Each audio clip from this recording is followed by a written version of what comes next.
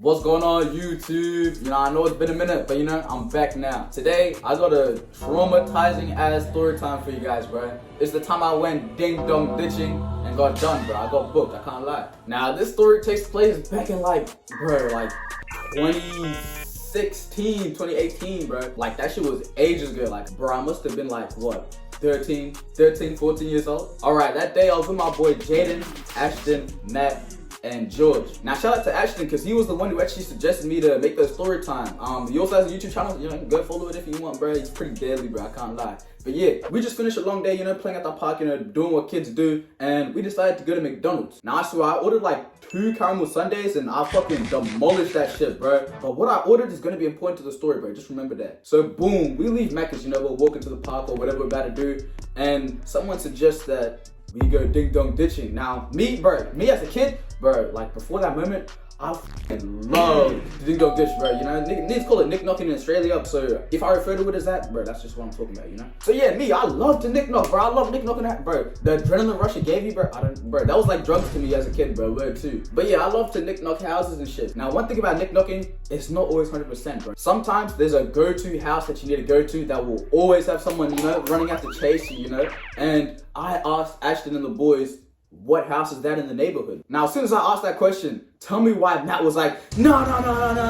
This guy, Matt, bro, he's not a bitch, bro. Like, I'm telling you, he was the only kid in primary school that was not afraid to throw hands, bro. I feel like every other month, this guy was throwing hands. So the fact that this guy was scared to ding-dong ditch a house, bro, like, that didn't get me scared. That got me hyped, bro. I was like, oh, nah, I need to do this, bro. And Matt just keeps warning me, saying, nah, bro, you shouldn't do it. No, this guy's fucked, blah, blah, blah. And, bro, that shit just got me even more excited, bro. Like when someone tells you not do something and it just makes you want to do it more? That's literally the feeling that I felt, bro. Dead ass. So yeah, we ended up going to the house because it was literally like a 2-minute walk. Now Matt broke it down, he's not gonna be knocking, bro. He was too scared to do that shit. So like, he stayed a little bit behind. Now keep this in mind, Matt was the furthest behind, and this nigga was on a bike, bro. Dead ass, he was on a bike, bro. He was a fast runner too. I don't know why he had a bike, but yeah, this nigga was on his bike. He was the furthest away, like right at the doorstep.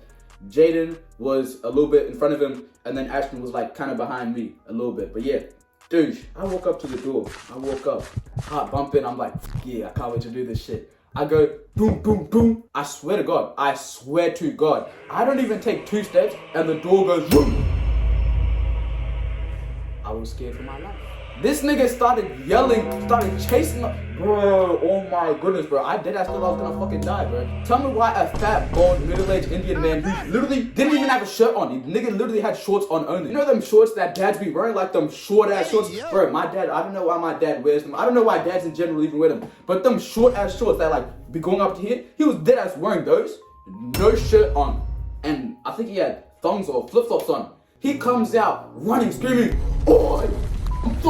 Bro, I mean, he didn't say the F word, but like the nigga was swearing, bro. Like he was just screaming at us, and bro, I was running for my life, and bro, keep in mind, I was the fastest runner there. I'm not that humble of a guy, I was the fastest runner there, and I wasn't really scared for myself because I knew I was gonna get away, but like I was still scared of this guy. Like, come on, bro. Like what? Imagine being 13 years old. A middle-aged man is fucking chasing you, like screaming and shit, bro. Nah, I was actually fucking scared, bro. I was actually scared.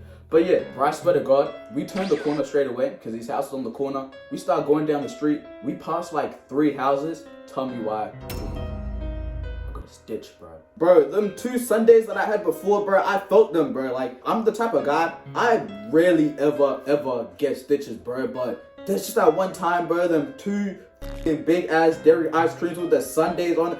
Bro, I picked the worst time to have it, bro. Where to? Bro, deadass, when I felt that stitch and I felt myself slowing down, I actually thought I was gonna die. So it's like flight or flight situation, bro. And I just see the boys slowly getting further and further away from me, bro. At this point, I thought I was gonna be ahead of them, bro. It's like, that's the main reason why I wasn't scared to go ding-dong ditch, bro. Cause like, I'm the fastest runner, bro. I wasn't scared to get caught. But my ass was at the back, bro. Like, and I was behind by a good distance, bro. I cannot lie. I didn't even turn around once, cause I was too scared to. But these niggas were gassing me, bro. I was actually fucking scared. So this guy keeps screaming at us, just yelling at me, fuck, like saying fuck shit, come back, you little shit, blah, blah, blah. Oh my goodness, bro.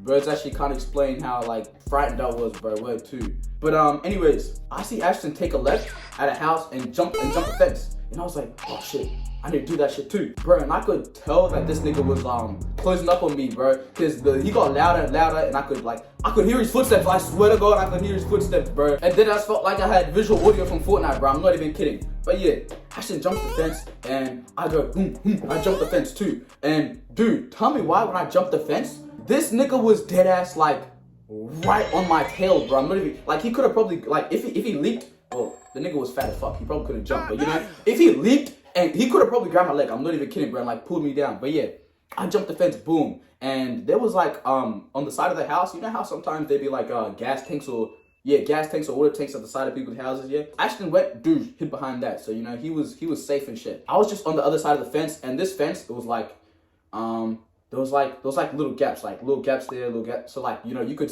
like see through kind of. And this guy's just yelling at me, telling me some fuck shit, and I was just scared. My heart was just beating, and like the first couple words that he said, I didn't really remember what he said, and I didn't really give a fuck either.